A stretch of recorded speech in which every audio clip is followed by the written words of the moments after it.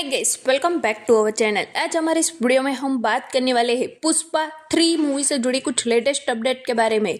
तो दोस्तों, Pushpa the rise और पुष्पा 2 द रूल की अपर सफलता के बाद पुष्पा द रैम्पेज बड़े पर्दे पर दस्तक देगी। पार्ट 3 में अल्लू अर्जुन के परिवार से लेकर विलन के रूप में कौन कौन एंट्री करेगा, देखना बहुत ही दिलचस्प रहने वाला है। पुष्पा द राइज और पुष्पा 2 द रूल के बाद अब पुष्पा 3 द रैम्पेज लेकर आएंगे सुकुमार, डायरेक्टर और एक्टर अल्लू अर्जुन। पहले पार्ट में आपने पुष्पा राज का उदय देखा, दूसरे में पुष्पा राज का दबदबा, तो अब तीसरे पार्ट में देखेंगे पुष्पा का ज्वालामुखी जैसा गुस्सा। हालांकि अगर आपने अब तक पुष्पा 2 द रूल देख ली होगी तो तीसरे पार्ट में क्या क्या हो सकता है थोड़ा तो दिमाग लगा ही होगा।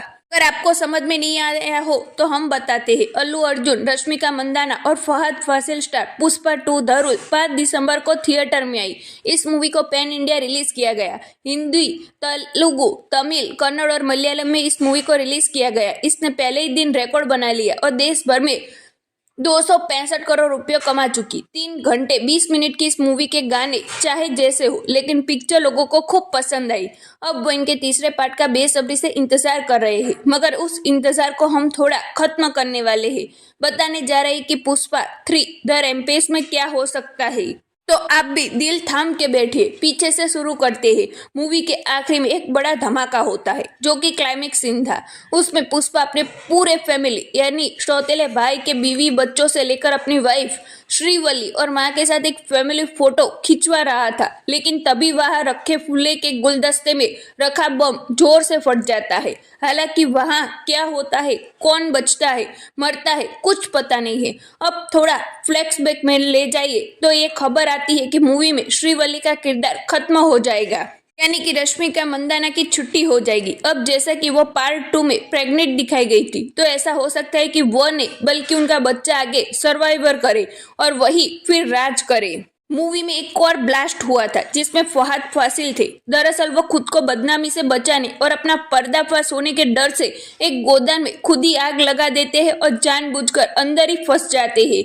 वो नाथूराम को भी साथ रखते हैं, लेकिन वो बीवी बच्चों को हवाला देकर भाग निकलते हैं। जब पूरा गोदान जलता है तो अंत में ब्लास्ट भी होता है, जिसके बाद फहद मूवी में दिखाई नहीं देती है। अब ऐसे में ये क्लियर नहीं है कि भैरव सिंह शेखावत जिंदा है या मर गया है। ये उनकी कोई प्लानिंग है।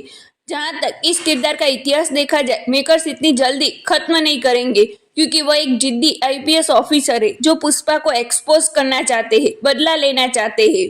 इसी के साथ आपने देखा होगा तो पुष्पा 2 की रिलीज से पहले विजय देवरकोंडा ने भी एक पोस्ट किया था और 2022 में ही उन्होंने पुष्पा 3 का अनाउंसमेंट कर दिया था।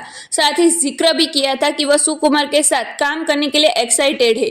अब मूवी जब एकदम खत्म होती है तो वहां आपको पहले पार्ट का विलन जॉली रेड्डी गले में पट्टा बांधे दिखाई देता है। मंगल श्रीनु और उनकी वाइफ रक्षा होती है। साथ ही केंद्रीय मंत्री वीर प्रताप रेड्डी समेत सिंडिकेट के अपोजिशन वाले नजर आते हैं।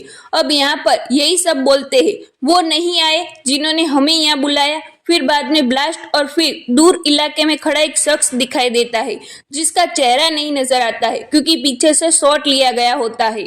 अब ऐसे में लग रहा है कि शायद कोई बड़ा विलन एंट्री कर सकता है। हालांकि वो विजय देवरकोंडा ही हो सकता है, ये कहना थोड़ा मुश्किल है। पार्ट 3 में कौन होगा और कौन दिखाई देगा, कौन सा नया किरदार जुड़ेगा, इसके लिए फिलहाल इंतजार करना पड़ेगा। तो दोस्तों, आप भी ये पुष्पा 3 देखने के लिए कितना इंतजार कर रहे हैं हमें कमेंट बॉक्स में लिखकर जरूर बताएं। और आगे इस मूवी से जुड़ी और भी लेटेस्ट अपडेट जानने के लिए बी टाउन हब चैनल को सब्सक्राइब जरूर कर दीजिए।